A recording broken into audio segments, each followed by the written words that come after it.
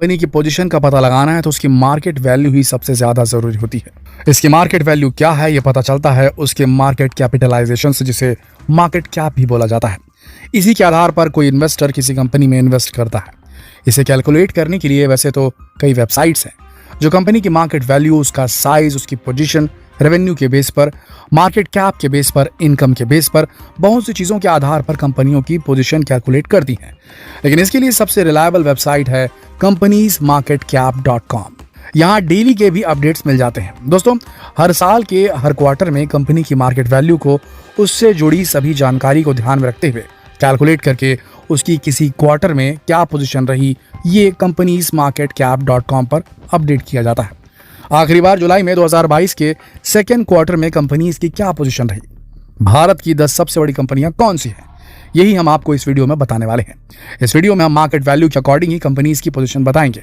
तो अगर आपको रेवेन्यू या अर्निंग या एम्प्लॉइज या किसी और बेसिस पर भारत की टॉप 10 कंपनियों की जानकारी चाहिए तो आपको नीचे कमेंट करके हमें बताना होगा। फिलहाल जान लेते हैं भारत की 10 सबसे बड़ी कंपनीज 2022 के हिसाब से कौन सी हैं। Second quarter results. Number 1, Reliance industries. दोस्तों, फिलहाल इसकी मार्केट कैप $198.42 बिलियन है और ये कंपनी भारत की सबसे बड़ी कंपनी है। विश्व में इसकी मार्केट वैल्यू के आधार पर ये 39th मोस्ट वैल्यूएबल कंपनी है। इसकी कई सब्सिडरीज हैं जैसे Jio platforms, Reliance retail, Reliance petroleum, मगर आज हम इसे जियो की सिम कार्ड प्रोवाइडर के रूप में सबसे ज्यादा जानते हैं। मगर आपको बता दें कि रिलायंस इंडस्ट्रीज का एक छोटा सा हिस्सा है महज जियो। असल में तो energy, petrochemicals, natural gas, retail, telecommunications, mass media और टेक्सटाइल्स के क्षेत्र में भी ये कंपनी काम करती है और काफ़ी पैसा कमाती है। इसे सन 1960 में धीरूभाई अंबानी और चंपकलाल दमानी ने रिलायंस कमर्शियल कॉर्पोरेशन के नाम से शुरू किया था, मगर 1965 में पार्टनरशिप खत्म हो गई और केवल धीरूभाई अंबानी ने Reliance textile engineering private limited नाम से इसे कंटिन्यू किया। फिर 1973 में ये बन गई Reliance industries limited. Number 2, Tata consultancy services. दोस्तों, इसकी मार्केट कैप $134.7 बिलियन है।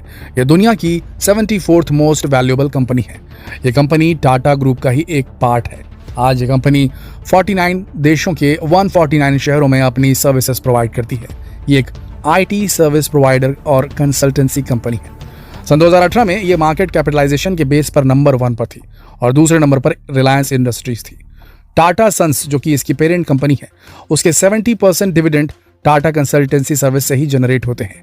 इसे सबसे पहले टाटा सन्स लिमिटेड की ही एक डिवीजन के रूप में 1968 में शुरू किया गया था। तब इसका नाम था टाटा कंप्यूटर सिस्टम्स। इसने आज तक भारत को आईटी सेक्टर में सबसे ज्यादा योगदान दिया है।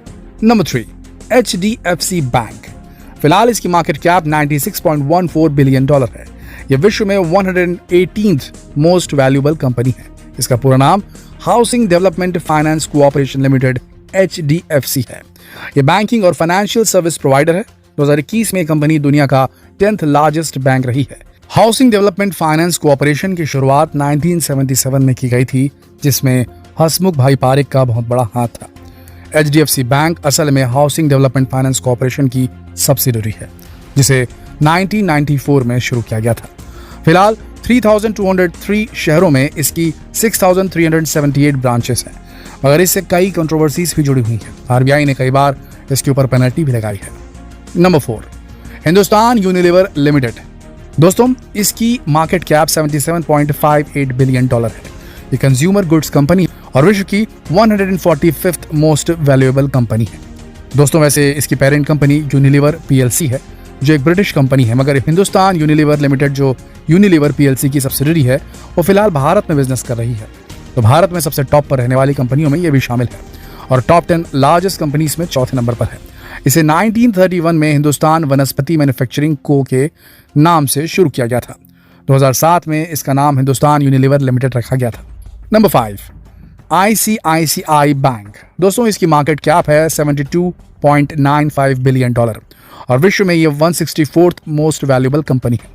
असल में तो industrial credit and investment cooperation of India को 1955 में एक जॉइंट वेंचर की तरह शुरू किया गया था। इसे जॉइंट वेंचर के तौर पर वर्ल्ड बैंक, भारत सरकार और भारतीय व्यवसायों के रिप्रेजेंटेटिव्स ने शुरू किया था। इसका मुख्य उद्देश्य था भारत की इंडस्ट्रीज को शॉर्ट टर्म और long term project financing provide करना। बाद में कई क्षेत्रों में फाइनेंस प्रोवाइडर के तौर पर उभरता गया। 1994 में ICICI बैंक को एक संपूर्ण स्वामित्व वाली सब्सिडरी के रूप में स्थापित किया गया।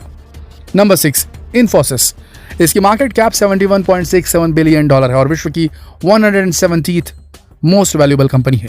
यही एक आईटी कंपनी है दोस्तों, जो आईटी सर्विसेज और आउटसोर्सिंग सर्विसेज भी देती है। आपको जानकर आश्चर्य होगा, लेकिन इसे 7 इंजीनियरों ने मिलकर बनाया था। 1981 में शुरू किया गया था इसे, और वो भी केवल $250 की इनिशियल कैपिटल के साथ। अभी $250 की कीमत ₹20,430 है। ये फाउंडर्स थे NR नारायण मूर्ति, नंदन नीलकणी, MS गोपाल कृष्णन, SD शिबुलाल के दिनेश, NS राघवा और अशोक अरोरा। आज के समय में भी इतने पैसों के साथ बिजनेस शुरू करना नामुमकिन है, और तब भी था, मगर इसके फाउंडर ने उसे मुमकिन कर दिखाया। अप्रैल 1992 में इसका नाम बदलकर इन्फोसिस टेक्नोलॉजीज प्राइवेट लिमिटेड रखा गया। फिर 1992 में ही जून में ये कंपनी पब्लिक लिमिटेड कंपनी में बदल गई, तो इसका नाम इन्फोसिस टेक्नोलॉजीज प्राइवेट लिमिटेड रख दिया गया। फिर 2011 में ये बन गई Infosys limited. Number 7, state bank of India. इसकी मार्केट कैप है $58.60 बिलियन और विश्व की 214th मोस्ट वैल्यूएबल कंपनी है। यह दुनिया का 43rd लार्जेस्ट बैंक भी है। ये मल्टीनेशनल प्राइवेट सेक्टर बैंक है। दोस्तों 1955 में इंपीरियल बैंक ऑफ इंडिया ही स्टेट बैंक ऑफ इंडिया बना था। उससे भी पहले ये imperial bank of India 3 presidencies में बटा हुआ था। Bank of Madras, bank of Bombay, bank of Bengal. यानी स्टेट बैंक ऑफ इंडिया की जड़ें आज़ादी से भी पुरानी हैं।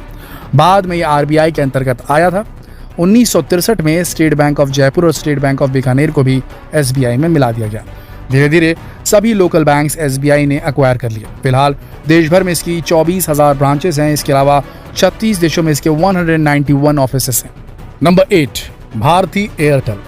फिलहाल $55.41 बिलियन की मार्केट कैप के साथ भारती एयरटेल 8वें स्थान पर है। ये एक टेलीकॉम कंपनी है जो 20 देशों तक फैली हुई है। विश्व की 230वीं मोस्ट वैल्यूएबल कंपनी है एयरटेल। ये विश्व की second largest mobile network operator भी है। पहले नंबर पर चाइना मोबाइल कम्युनिकेशन कॉरपोरेशन है। सुनील भारती मित्तल इसके फाउंडर है और इसकी शुरुआत 1995 में की गई थी। इसके प्रोडक्ट्स और सर्विसेज में fixed line telephone, mobile phone, broadband, satellite television, payment bank, digital television, internet television, IPTV शामिल है। नंबर 9, बजाज फाइनेंस, जिसकी मार्केट कैप है $53.66 बिलियन और ये इंडिया की 9th लार्जेस्ट कंपनी है। बजाज फिनसर्व.in के अनुसार Bajaj finance Bajaj Finserv limited की उधार देने वाली शाखा है, जो देश के 58 मिलियन ग्राहकों से जुड़ी हुई है। ये एक नॉन बैंकिंग फाइनेंशियल कंपनी है। राहुल बजाज इसके फाउंडर है और इसे 1987 में शुरू किया गया था, जबकि बजाज ग्रुप को, जो कि इसकी पेरेंट ऑर्गेनाइजेशन है, उसे जमुना लाल बजाज ने सन 1926 में शुरू किया था।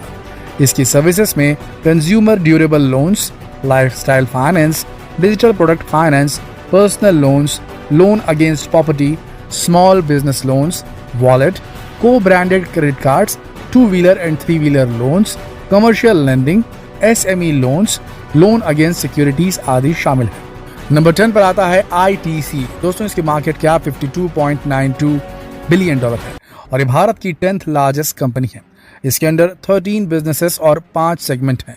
ये 90 देशों में एक्सपोर्ट करती है। इसकी शुरुआत 1910 में imperial tobacco company of India limited के नाम से की गई थी, यानी ये ऊपर बताई गई कंपनियों में सबसे पुरानी है। इसके प्रोडक्ट्स में consumer goods, apparel, education, hotels and resorts, paper boards and speciality papers, packaging, agri business, information technology और सिगरेट्स शामिल हैं। 1974 में इसका नाम ITC लिमिटेड रखा गया था। यह कंपनी ब्रिटिश ओन्ड कंपनी थी, यानी कि ब्रिटिशर्स की कंपनी थी। 1969 में अजीत नारायण हस्कर इसके फर्स्ट इंडियन चेयरमैन बने थे। फिलहाल फॉरेन कंपनीज के पास इसके 29.47% शेयर्स हैं। दोस्तों गौतम अडानी जो दुनिया के तीसरे सबसे अमीर आदमी हैं, उनकी कंपनी अडानी एंटरप्राइजेस 12वें नंबर पर भारत की सबसे बड़ी कंपनी है।